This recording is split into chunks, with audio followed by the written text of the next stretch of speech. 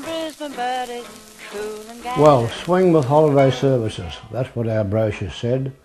I was called Uncle Chris, and my good friend and manager was called Fearless Fred. We used to take the guests from the Green Mountain Sunset Strip guest houses at Coolangatta on boat cruises to Stradbroke Island, horse riding, barbecues, and to fancy dress nights at hotels all along the Gold Coast, such as Hawaiian nights, pirate nights, and not forgetting the famous pyjama parties at Bernie Elsie's Beachcomber.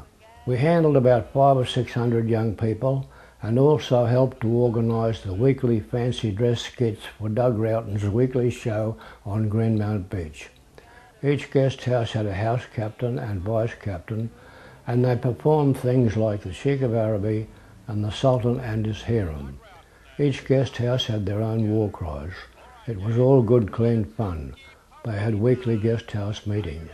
As each new guest arrived, they were introduced and asked to sing a song.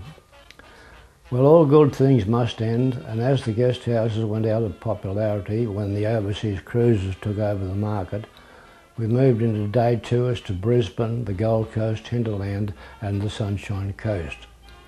In the end we had 7 big buses, but we started off with 3 London double-decker buses. One driver brought a double-decker bus up from Newcastle and said when he arrived, "No trouble, Chris, it was a piece of cake," then promptly drove into the local garage roof. Those were the days.